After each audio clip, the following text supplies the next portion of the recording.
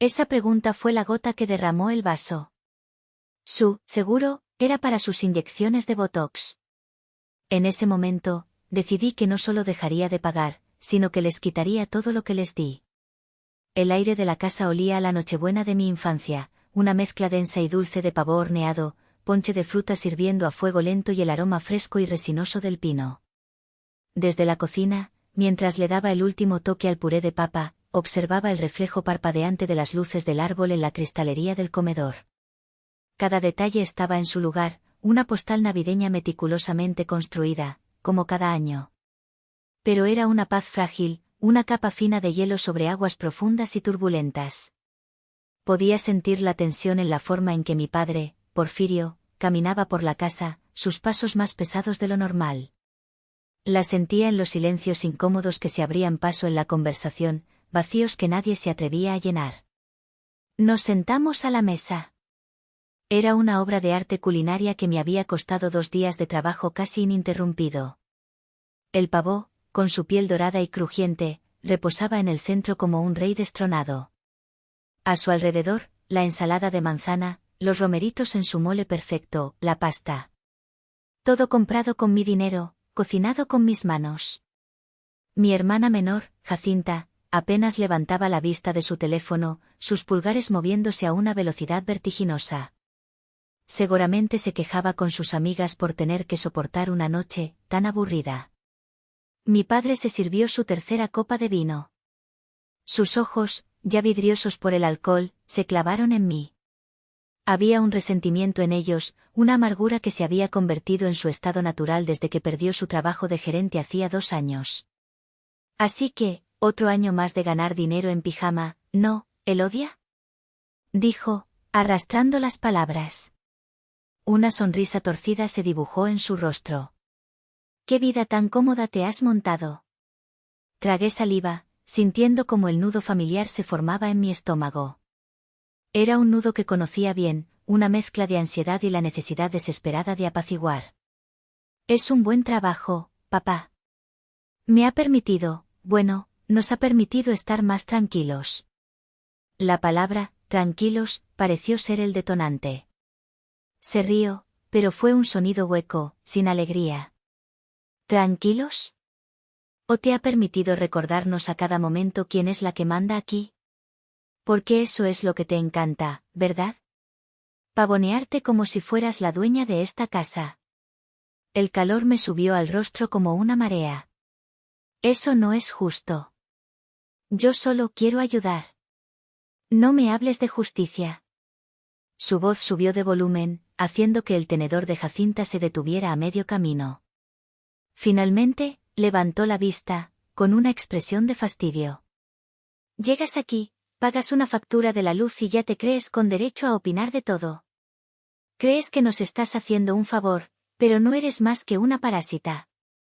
Una sanguijuela que vive bajo mi techo. ¿Me oyes? Mi techo. La casa que yo construí con mis manos. El silencio que siguió fue atronador. Cada parpadeo de las luces navideñas parecía un grito silencioso. El zumbido del refrigerador nuevo, el que yo había pagado en julio cuando el viejo murió, se convirtió en un rugido en mis oídos.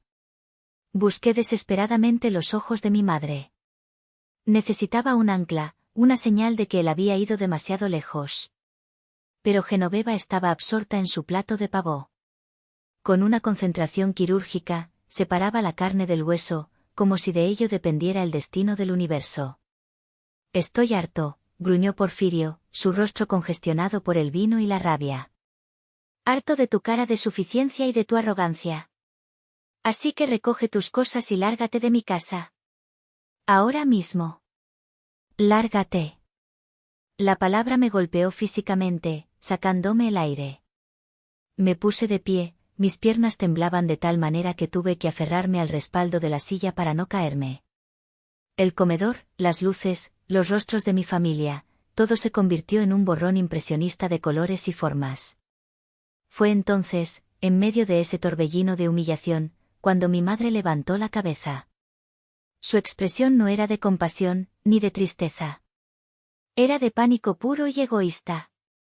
Su voz, Un susurro agudo que atravesó la habitación como un estilete, se clavó en mí. Pero, si pagarás mi seguro este mes, ¿verdad? El mundo se detuvo. El tiempo se congeló en ese instante de crueldad absoluta. No era su hija la que estaba siendo expulsada de su hogar en Nochebuena. Era su cuenta bancaria, su recurso, su cajero automático. Y en ese momento, el amor frágil y condicional que había luchado tanto por mantenerse hizo polvo y desapareció para siempre. Llegué a mi habitación sin ser consciente del trayecto. Era como si mi cuerpo se moviera por su cuenta mientras mi mente flotaba en un limbo de shock y dolor. Cerré la puerta y el sonido del pestillo al encajar en su sitio pareció sellar el final de una era. Me apoyé en la madera fría y fue entonces cuando el temblor se apoderó de mí, una sacudida violenta que venía desde lo más profundo de mi ser. Pero las lágrimas no llegaron. El dolor era demasiado profundo, demasiado antiguo como para ser liberado con algo tan simple como el llanto. Abrí el armario y saqué una vieja maleta de lona. Estaba vacía. Como yo. Empecé a sacar ropa de los cajones, doblándola de forma automática, sin pensar. Pero cada objeto que tocaba era una llave que abría una puerta en el museo de mis sacrificios. Mis dedos rozaron un folleto de viajes arrugado en el fondo de un cajón. Era de un viaje a la Riviera Maya que había planeado hacía un año. Lo había cancelado porque Jacinta necesitaba urgentemente dinero para un viaje de estudios a Canadá que, según ella, era esencial para su futuro. Vi las fotos de las playas de arena blanca y sentí el fantasma de la decepción. Luego, mis ojos se posaron en el marco de una foto en mi mesita de noche.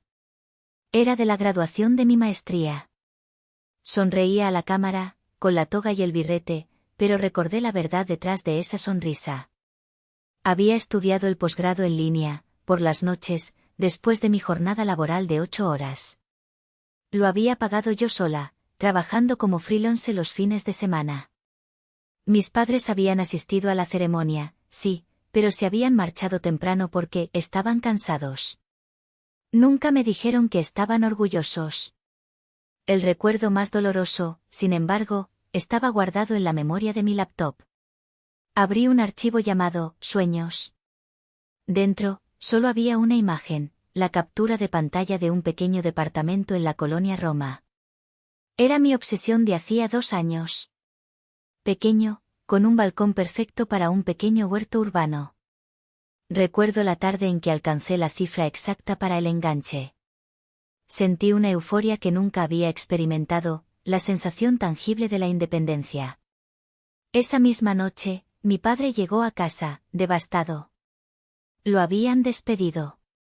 Su finiquito no era suficiente para cubrir una deuda de tarjeta de crédito que había crecido como un monstruo. Vi el pánico en los ojos de mi madre, la humillación en la postura de mi padre. Y sin que me lo pidieran, abrí mi aplicación del banco y transferí hasta el último centavo de mis ahorros a su cuenta. El sueño de mi departamento se disolvió en un clic. Es lo correcto, me dije. La familia es lo primero. Qué ingenua había sido. La familia era lo primero, sí, pero yo no era parte de esa ecuación. Era la fuente de recursos que mantenía la ecuación en equilibrio. Me senté en el borde de la cama, rodeada de ropa y recuerdos. La voz de la culpa, esa vieja conocida, intentó abrirse paso. Son tus padres. Estaban bajo presión. Tal vez no lo decían en serio. Era un mecanismo de defensa que había perfeccionado con los años para poder seguir funcionando, para poder seguir amándolos. Pero esta vez era diferente. Esta vez, el eco de la pregunta de mi madre era más fuerte que cualquier autoengaño. Si pagarás mi seguro este mes, ¿verdad? Esa frase no era producto de la presión. Era producto del cálculo. Era la revelación de su verdadera naturaleza. La claridad fue tan dolorosa como liberadora. Me levanté y seguí empacando, pero ya no con la tristeza de una hija expulsada, sino con la fría resolución de una prisionera que acaba de encontrar la llave de su celda. La pregunta de mi madre había sido una bengala en la oscuridad, iluminando un paisaje que me negaba a ver. Esa obsesión con el seguro, no cuadraba. Nunca había sido enfermiza, sus migrañas eran convenientemente vagas. Algo dentro de mí, un instinto de supervivencia recién despertado, me dijo que tenía que saber la verdad. Dejé la maleta abierta sobre la cama y salí de mi cuarto. La casa estaba en un silencio antinatural. El sonido de una película navideña provenía de la sala, un intento patético de normalidad. Me deslicé por el pasillo hasta la habitación de mis padres, que también funcionaba como su caótica oficina. El corazón me martilleaba en el pecho, pero no era miedo. Era una adrenalina fría. El escritorio de mi padre era una montaña de papeles. Comencé a buscar, con cuidado de no hacer ruido, la carpeta de la aseguradora. Mis manos se movían con una precisión febril. Revisé cajones, pilas de correo, archivadores. Nada. Estaba a punto de rendirme cuando mis dedos rozaron algo al fondo del último cajón, debajo de un viejo directorio telefónico. Era una carpeta de cartón, sin etiqueta, delgada y discreta. La saqué. Dentro, no estaba la póliza del seguro. Lo primero que vi fue el logotipo de un banco que no era el suyo habitual. El estado de cuenta era reciente, de esa misma semana, y estaba a nombre de mi padre, Porfirio Domínguez. Mis ojos buscaron la cifra final, el saldo total. 78.400 pesos. Tragué saliva, sintiendo un sabor metálico en la boca. 78.000. Mientras yo había estado recortando mis propios gastos, comiendo atún enlatado más veces de las que podía contar para asegurar que la hipoteca se pagara a tiempo, él había estado construyendo este nido secreto. Pero había más. Engrapado al estado de cuenta, como un adorno macabro, había un folleto satinado de una concesionaria de autos. En la portada, una camioneta pick-up roja, brillante y agresiva. La abrí. En la página central, el modelo más equipado estaba rodeado con un círculo de tinta azul. Al lado, la caligrafía de mi padre, enganche, $55,000. Liquidar después de aguinaldo de E. La E, sin duda, era yo. Elodia. El plan era grotescamente simple. Esperar a que yo cubriera todos los gastos de diciembre, recibir el dinero extra que siempre les daba de mi bono de fin de año, y luego darse el lujo que tanto ansiaba. Sentí que el aire me faltaba. Me apoyé en el escritorio para no caerme. Y entonces vi la otra pila de papeles en la carpeta. Eran recibos. Decenas de ellos. Todos de un lugar llamado Clínica Estética Renacer. Los leí, uno por uno, y cada palabra era una bofetada. Aplicación de toxina botulínica, frente y entrecejo. Relleno de ácido hialurónico en pómulos. Sesión de mesoterapia facial con vitaminas. Las fechas coincidían, mes a mes, con las transferencias que yo hacía para sus terapias de migraña. La verdad me golpeó con la fuerza de un tren. No había migrañas. No había dolor. Había botox. Rellenos. Vanidad pura y dura. Mi sacrificio, mi sueño de un departamento, mi presupuesto ajustado, todo había estado financiando la fachada de juventud de mi madre y el ego de mi padre. Saqué mi teléfono. Mis manos ya no temblaban. Se movían con una precisión robótica. Abrí la cámara y empecé a fotografiar cada página, cada recibo, cada número. El flash de la cámara iluminaba la habitación en silencio, capturando la evidencia de su traición. Cada foto era una pieza de munición. Y yo me estaba preparando para la guerra. Con un arsenal de pruebas digitales en mi teléfono, volví a mi habitación. El shock se había transformado en una furia helada, tan intensa que me sentía completamente en calma. Mi mente, que minutos antes era un caos de dolor, ahora funcionaba con una claridad aterradora. Sabía que confrontarlos era inútil. Sería un torbellino de negaciones, gaslighting y acusaciones. No les daría esa satisfacción. Mi venganza no sería un grito. Sería un acto de demolición silencioso y metódico. Mi primer movimiento fue llamar a la única persona que entendería la magnitud de la situación sin necesidad de explicaciones edulcoradas, mi mejor amiga, Úrsula. Marqué su número. Contestó al segundo tono, su voz pastosa por el sueño. ¿Elodia? ¿Qué pasa? Es la 1 de la mañana. Úrsula, dije, y mi voz sonó firme, irreconocible para mí misma.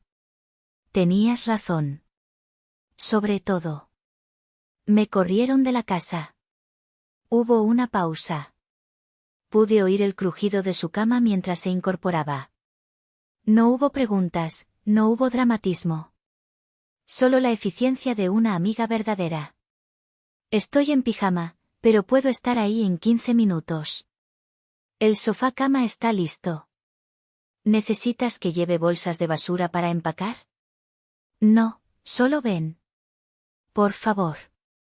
Terminé la llamada y me quedé mirando la maleta a medio llenar. En ese momento, la puerta de mi cuarto se abrió sin que tocaran. Era Jacinta. Se recargó en el marco de la puerta, con los brazos cruzados y una expresión de aburrimiento supremo. Oye, ¿ya casi terminas? Dijo, revisando sus uñas. Es que mis papás dicen que si te vas a ir, que te vayas ya, para que mañana podamos empezar a usar este cuarto como bodega. Quieren guardar las cosas de Navidad aquí. La miré fijamente. A mi hermana. A la niña a la que le había enseñado a andar en bicicleta, a la que le había ayudado con sus tareas de álgebra hasta la madrugada. No había ni rastro de tristeza o compasión en su rostro. Solo una impaciencia egoísta. Yo era un estorbo, un mueble viejo que ocupaba un espacio útil. Enseguida, respondí, mi voz carente de toda emoción. Jacinta se encogió de hombros y se fue. Úrsula llegó como un huracán de apoyo silencioso. No me hizo preguntas. Vio la expresión en mi rostro, la maleta, y simplemente empezó a doblar la ropa que yo había sacado. Vamos a sacar tus cosas de valor primero, dijo, su tono práctico era un bálsamo. Laptop, documentos, joyas. El resto puede esperar. Fue entonces cuando recordé mi verdadero tesoro. Me arrodillé y saqué la caja de zapatos de debajo de la cama. ¿Qué es eso? ¿Recuerdos? Preguntó Úrsula. Algo mejor, dije, abriendo la tapa. Es mi póliza de seguro. Dentro, perfectamente archivados, estaban los recibos de cada compra significativa que había hecho para esa casa. La factura del comedor, de la estufa, los contratos de servicios. Úrsula examinó los papeles y sus ojos se abrieron de par en par. Luego, una lenta sonrisa se extendió por su rostro. Elodia, eres una genio. Con su ayuda, terminamos de empacar lo esencial en menos de media hora. Al salir, cargadas con maletas y la invaluable caja de zapatos, pasamos por la sala. La película navideña seguía en la televisión. Mis padres estaban en el sofá, fingiendo verla. Ni siquiera giraron la cabeza cuando pasamos a su lado. No hubo un adiós, no hubo una última mirada.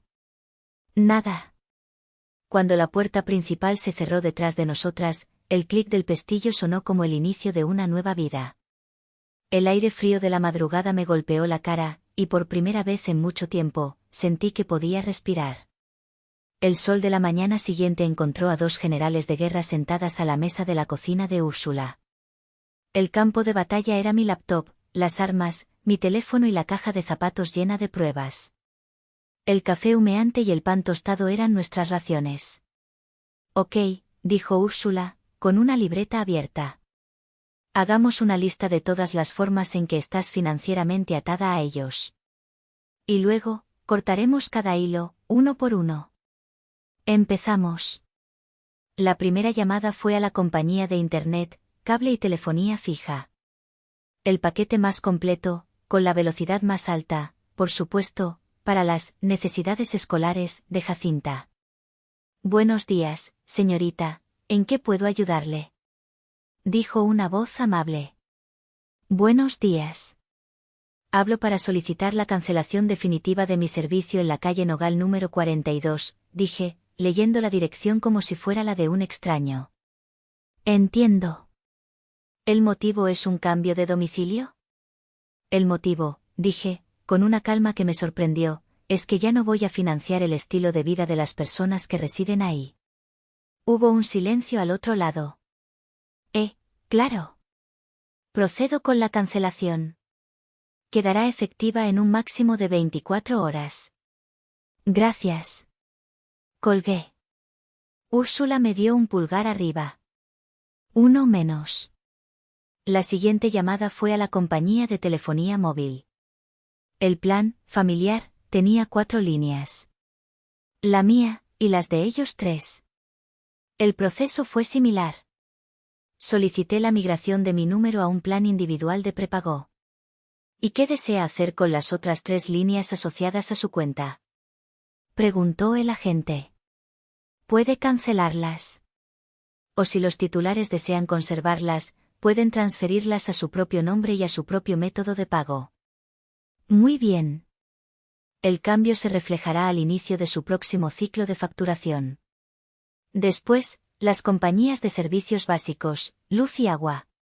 Aunque no pude cancelarlos de inmediato, sí pude llamar para notificar mi cambio de domicilio y deslindarme oficialmente de cualquier deuda futura, dejando un registro claro de la fecha en que dejé de ser responsable de esa dirección.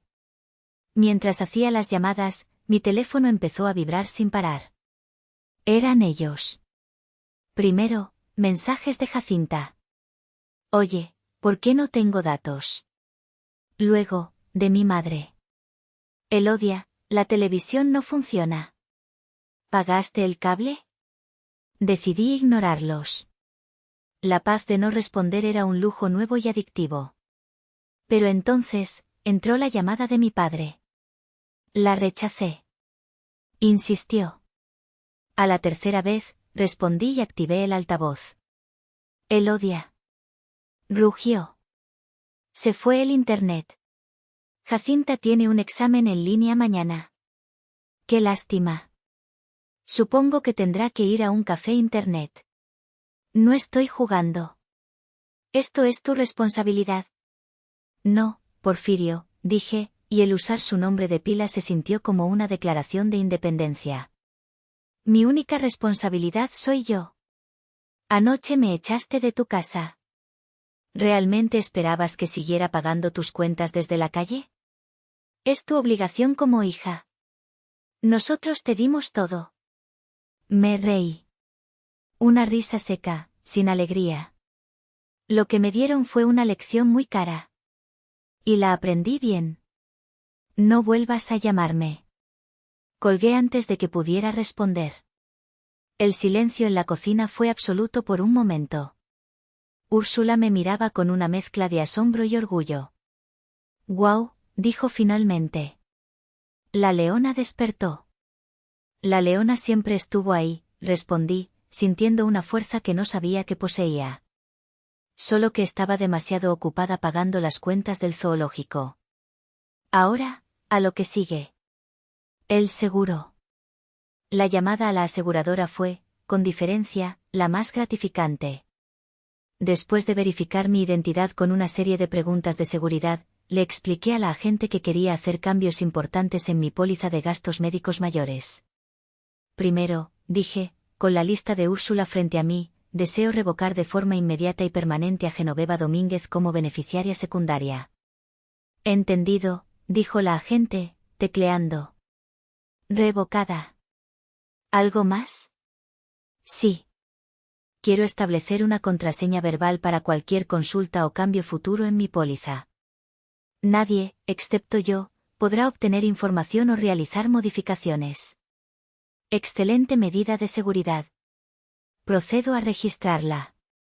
Cuando colgué, sentí como si hubiera cerrado con llave la última puerta de acceso que tenían a mi vida. Ahora, estaba verdaderamente por mi cuenta. Los siguientes 2 días fueron una extraña mezcla de silencio y mensajes de texto cada vez más desesperados y agresivos. Pasaron de la exigencia a la súplica y luego a la amenaza velada. Tu padre está enfermo de la presión por tu culpa, escribió mi madre. Vas a lamentar esto, Elodia. La familia es sagrada, sentenció mi padre. Borré cada mensaje sin responder. La mañana del tercer día, llegó el mensaje que lo cambiaría todo. Era de mi madre. No había texto al principio, solo una imagen adjunta. Era una foto, mal enfocada y temblorosa, de un boleto de una casa de empeño. Mi estómago se contrajo al reconocer los artículos descritos: laptop marca Apple, modelo MacBook Pro, número de serie XXXXX, y cámara marca Sony, modelo Alpha, número de serie YYYYY. Eran mis herramientas de trabajo y mi única pasión. Debajo de la foto, apareció su mensaje. Cada palabra era una joya de arrogancia y victimismo. Como no dejaste para la luz y ya la iban a cortar, tuve que empeñar estas cosas que dejaste. Te aviso que me dieron 5.000 pesos. Me los debes. Y te voy a cobrar intereses por las molestias. Le pasé el teléfono a Úrsula. Lo leyó y su rostro se transformó. Esta mujer no tiene límites, susurró. Pero en lugar de la ira que esperaba sentir, me invadió una calma glacial. Me había entregado en bandeja de plata. Me había dado una confesión firmada. Vístete, le dije a Úrsula. Vamos a la delegación. En la agencia del Ministerio Público, la atmósfera era gris y deprimente. Pero yo me sentía extrañamente empoderada. Cuando fue mi turno, me senté frente a un joven oficial de rostro cansado y le conté la historia. Quiero presentar una denuncia formal por los delitos de robo y abuso de confianza. El oficial me escuchó con paciencia, pero su lenguaje corporal denotaba escepticismo. Los dramas familiares eran el pan de cada día allí. Fue entonces cuando le mostré mi teléfono. Tengo un mensaje de texto de la persona en cuestión, mi madre, donde confiesa haber tomado mis pertenencias y haberlas empeñado. Sus ojos se abrieron un poco más. Le mostré la foto del boleto de empeño. Y aquí, dije, sacando los documentos de mi caja, tengo las facturas originales de ambos artículos, a mi nombre, con los números de serie que coinciden. El oficial tomó los papeles y los comparó con la foto. Su actitud cambió por completo. La indiferencia se convirtió en atención profesional. Señorita, dijo, mirándome con un nuevo respeto, tiene usted un caso muy sólido. Con esto, podemos actuar de inmediato. Mientras rendía mi declaración oficial, detallando el contexto de la extorsión financiera y la manipulación, sentí el poder cambiando de manos. Ellos habían creído que el campo de batalla era su casa, donde ellos ponían las reglas. Habían cometido el error de llevar la guerra al mundo real. Y en el mundo real, las reglas las dictaba la ley. Y la ley, por primera vez en mi vida, estaba de mi lado. La denuncia actuó como un catalizador. El sistema legal, a menudo lento y engorroso, se movió con una eficiencia sorprendente. El detective que asignaron a mi caso era un hombre mayor, de pocas palabras pero mirada inteligente. Me llamó al día siguiente. Señorita Elodia, buenas noticias. Ya recuperamos sus pertenencias de la casa de empeño. El dueño colaboró plenamente una vez que le mostramos la denuncia y sus facturas. Puede pasar a recogerlas cuando guste. También hemos enviado un citatorio a su madre para que se presente a declarar. Sentí un alivio inmenso. Muchas gracias, detective. De verdad. Es mi trabajo, dijo. Ahora, sobre los otros bienes que mencionó, los muebles y electrodomésticos que están en el domicilio de sus padres. Sí, quisiera recuperarlos. Son míos. Está en todo su derecho. Sin embargo, para prevenir cualquier tipo de confrontación o violencia, le sugiero encarecidamente que solicite una unidad de acompañamiento. Es un procedimiento estándar en disputas civiles para mantener la paz. Acepté de inmediato. No tenía ninguna intención de enfrentarme a mi padre yo sola. La cita se programó para el sábado por la mañana. Contraté una pequeña camioneta de mudanzas y le pedí a Úrsula que me acompañara. El sábado llegó, y con él, una escena que parecía sacada de una telenovela. La patrulla de la policía, con su presencia silenciosa y oficial, estaba estacionada frente a la casa de la calle Nogal. Su sola existencia era una declaración. La calle, normalmente tranquila, zumbaba con una energía contenida. Las cortinas de las ventanas vecinas se movían como si tuvieran vida propia. Doña Macaria, la matriarca del chisme del vecindario, estaba en su porche, fingiendo podar unas macetas que ya estaban perfectamente cuidadas, sus ojos fijos en nuestra casa. Toqué el timbre. La puerta se abrió bruscamente. Era Porfirio. Su rostro, inicialmente una máscara de ira, se descompuso al ver al oficial de policía uniformado detrás de mí. ¿Pero qué diablo significa esto? Siseó, su voz un trueno contenido. ¿Ahora nos mandas a la policía, Elodia? ¿Qué clase de hija eres? El oficial, un hombre corpulento y de semblante impasible, dio un paso al frente. Buen día, señor. Estamos aquí para supervisar que la señorita Elodia pueda retirar sus bienes personales sin ningún altercado. Le agradeceremos su total cooperación. Genoveva apareció en el umbral, envuelta en una bata y con una expresión de víctima trágica. No puedes llevarte nada. Chilló. Después de todo lo que hemos hecho por ti. Todo en esta casa lo compramos juntos, como familia. Esa fue mi señal. Di un paso adelante, abriendo la carpeta que llevaba. Oficial, dije, mi voz clara y resonante para que todos, incluida doña Macaria, pudieran escuchar. Aquí tengo la factura del refrigerador, pagado en su totalidad con mi tarjeta de crédito. Aquí, la de la lavadora y secadora. Aquí, la del comedor de 6 sillas. La de la pantalla de la sala. La de mi escritorio, mi silla ergonómica y mi librero. Le entregué la carpeta al oficial. Él la hojeó, sus cejas levantándose ligeramente con cada página. Luego, me la devolvió y miró a mis padres con una expresión inescrutable. La señorita tiene pruebas de propiedad de los artículos que desea retirar, dijo, su tono final y sin lugar a réplica. Por favor, permítanos el paso. La derrota en el rostro de mis padres fue total. Se hicieron a un lado, como estatuas de sal. Los hombres de la mudanza, eficientes y discretos, comenzaron su trabajo. Con cada mueble que cruzaba el umbral, sentía que recuperaba un pedazo de mi vida que les había sido cedido. Era una cirugía, una extracción dolorosa pero necesaria. Mis padres observaban desde la puerta, mudos, mientras su reputación se desmoronaba en tiempo real, bajo la atenta mirada de todo el vecindario. La casa, que una vez se sintió como una prisión, se estaba vaciando. Y yo, por fin, estaba libre. Ha pasado un año. Es Nochebuena una vez más. El aire en mi pequeño y acogedor departamento huele a romero, a vino caliente con especias y a la cera de las velas. No hay un pavó enorme en el centro de la mesa, sino una lasaña casera que preparé con Úrsula esta tarde. Las luces de un árbol de Navidad modesto parpadean suavemente, iluminando los rostros de mis amigos, de la familia que he elegido conscientemente. La risa llena el espacio, un sonido genuino y ligero que contrasta brutalmente con el silencio tenso de la Navidad anterior. Mi vida se ha reconstruido desde los cimientos. El dinero que antes se evaporaba en el pozo sin fondo de las necesidades de mis padres, ahora se invierte en mí. Estoy a la mitad de un diplomado en marketing digital que siempre quise hacer. Mi fondo de ahorros, que una vez fue vaciado para pagar sus deudas, ahora crece de manera constante.